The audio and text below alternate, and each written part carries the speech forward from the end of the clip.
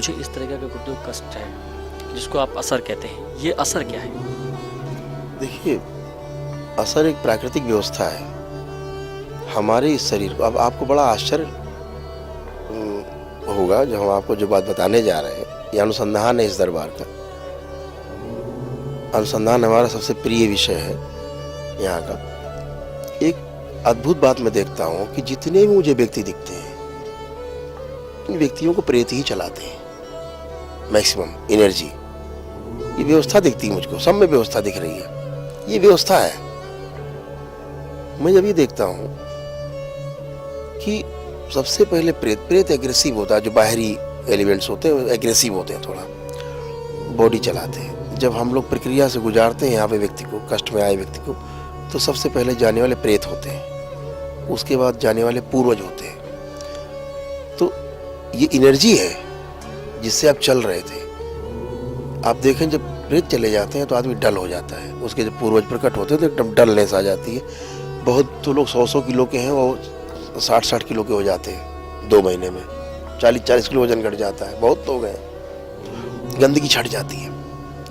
तो ये जब मैं देखता हूँ कि प्रेत गए, पूर्वज गए, अब आदमी चलेगा कैसे? पूर्वज चले गए।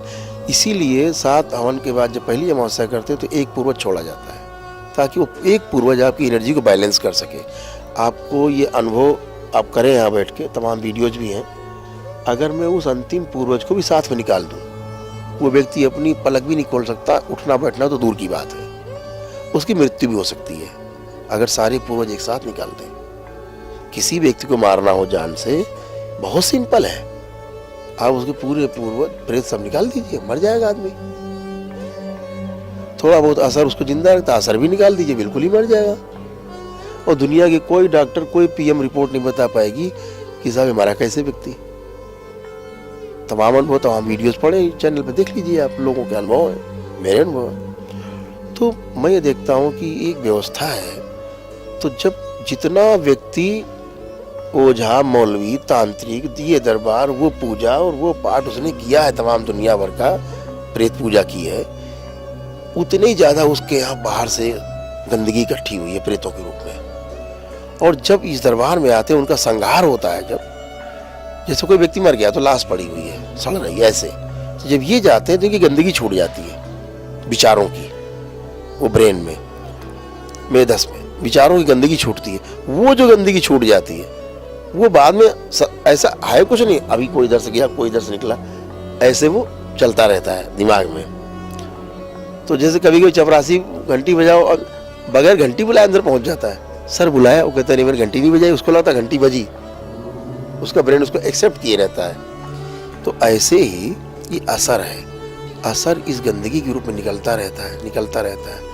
और जैसे ही असर निकल जाए पूरा, आदमी पूरी तरह स्वस्थ हो जाता है। ये तो 3-4% लोगों में ही होता है, सब में नहीं होता है। जो बहुत ज्यादा, जिन्होंने ओझा, मौलवी, जन तंत्र मंत्र, जादू मंत्र किया है, ये उनके साथ होता है। ये उन्होंने गंदगी खूब इकट्ठा कर रखी है। संहार होगा, भस्मीकरण होगा, उतनी गंदगी छूटेगी, उतना ही थोड़ा सा ज्यादा परेशान रहते हैं। उसके लिए यहाँ असर का संकल्प है।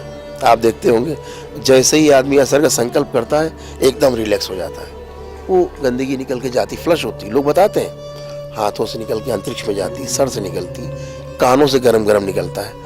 ये एनर्जी है, गंदगी।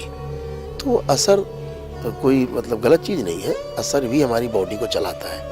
प्रेत जाते हैं, पूर्वज चलाता है, पूर्वज जाते हैं, पूर्वजों का असर चलाता है, वो असर खत्म होता है, प्रेत का असर चलाता है, प्रेत का असर जाता है, हम पूरी तरह स्वस्थ हो जाते हैं। ऐसे सिस्टम है।